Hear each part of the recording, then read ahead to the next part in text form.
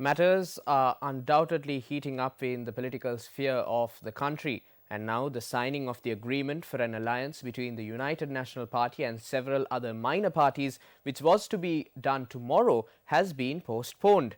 The General Secretary of the UNP, Minister Ashok Abeysinghe, noted that the signing was postponed until discussions conclude and a common consensus is reached. The Working Committee of the UNP as well as its parliamentary group criticised the proposed constitution for the new alliance. Against such a backdrop, last evening the backbench parliamentarians of the UNP convened for a special meeting and arrived at the Temple Trees to meet with the Prime Minister.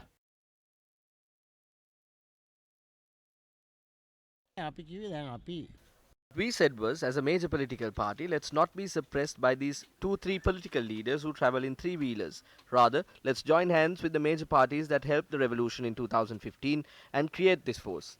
We said, let's not hurry. Who are the three-wheeler leaders? Are they people like Partali Champika Ranawaka or Rajitha Senaratne? What I meant by that was leaders of small parties cannot get together and sign agreements for broad alliances. Following this meeting, another meeting was held under the auspices of Prime Minister Ranil Wickremesinghe at the Temple Trees. Party leaders who support the government were present for this meeting. Following an hour of discussions, it had been decided to postpone the signing of the agreement. We must feel someone who can win for sure. We cannot play around. We are ready to create an alliance with the UNP. The Working Committee of the UNP is not against this front. There are basic rules and there are minor issues in the constitution. It was said that these need to be rectified. That is our stance as well.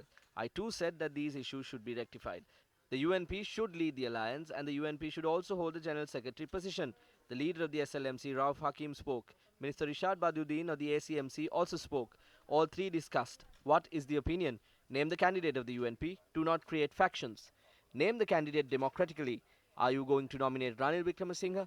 We are in agreement. Are you going to nominate Sajith Premadasa? We are in agreement. Is it going to be Karu Jayasuriya? We are in agreement to that as well. What is the hope of the ground level party supporter? They say a UNPer should be nominated. I agree with that 200%.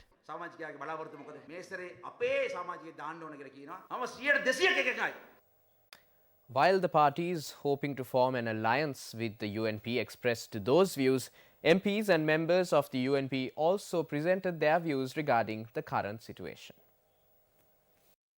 A program organized by the Kapruk organization to call for the nomination of Sajith Premadasa as the presidential candidate of the UNP was held today at the Ganadevi Kovil.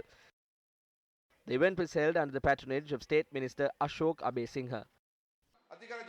The President has given his blessings. I was there at the cabinet meeting and he clearly states that he will not contest the next elections and that he will support us if there's a change in the United National Party. But he did not specifically mention his name at that instance. He said, come with a new candidate and I will give my blessings. But he spoke to me personally and told me who should be fielded. We cannot win without the support of the Sri Lanka Freedom Party, and we will definitely get the support of the Sri Lanka Freedom Party through him. Meanwhile, journalists questioned members of the parties due to form an alliance with the UNP regarding a meeting held last night between the UNP representatives and leaders of other parties. At yesterday's meeting, there was a request from the minor parties for the candidate to be named before the alliance is formed. I have spoken with those party leaders personally, and every time I spoke with them personally, they said that the candidate should be named and the candidate should be Sajith Premadasa.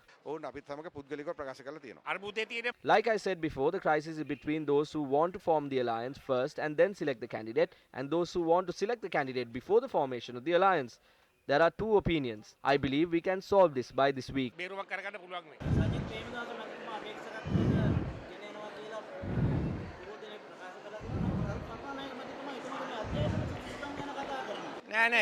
No, that is the wrong opinion. He has a degree from a reputed university in England, the London School of Economics. Above all that, he was in Parliament for 20 years. Being in Parliament for 20 years would be the equivalent to 3 degrees.